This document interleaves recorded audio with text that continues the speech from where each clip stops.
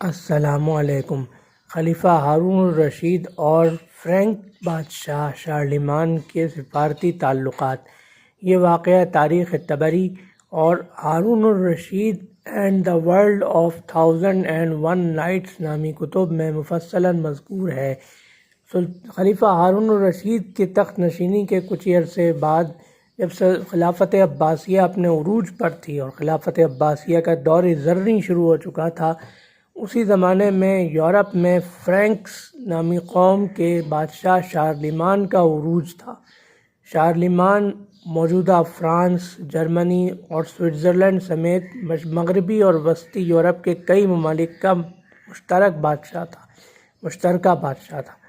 دونوں نے یہ سوچا کہ الگ الگ براعظم ایشیا میں، خصوصاً عرب اور فارس میں خلیفہ ہارون الرشید کی طاقت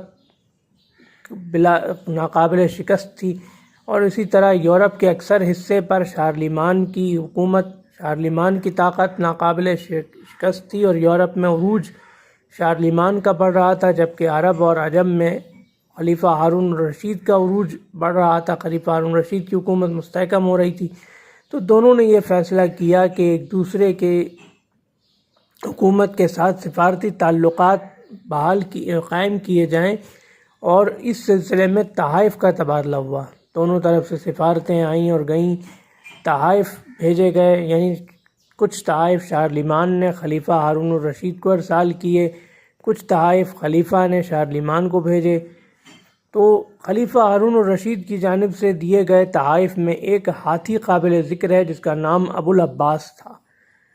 تو اس طرح خلیفہ ہارون الرشید نے یورپ کی عیسائی حکومت فرینکس کے بادشاہ شارلیمان کے ساتھ دوستانہ اور سفارتی تعلقات استوار کیے، جس سے ایک طرف خلافت عباسیہ کی بین الاقوامی شہرت میں اضافہ ہوا اور دوسری طرف خلیفہ کی خارجہ پالیسی، جو خارجہ نظام تھا، اس کو بھی تقویت ملی۔ یہ تھا خلیفہ ہارون الرشید کی سفارتی حکمت عملی کا ایک مظاہرہ اور اس کے سفارتی تعلقات کی ایک جھلک۔ انشاءاللہ اگلی ویڈیو میں ہم خلیفہ ہارون الرشید کے صاحبزادے محمد الامین کے کسی واقعے کے ساتھ حاضر خدمت ہوں گے۔ اللہ حافظ۔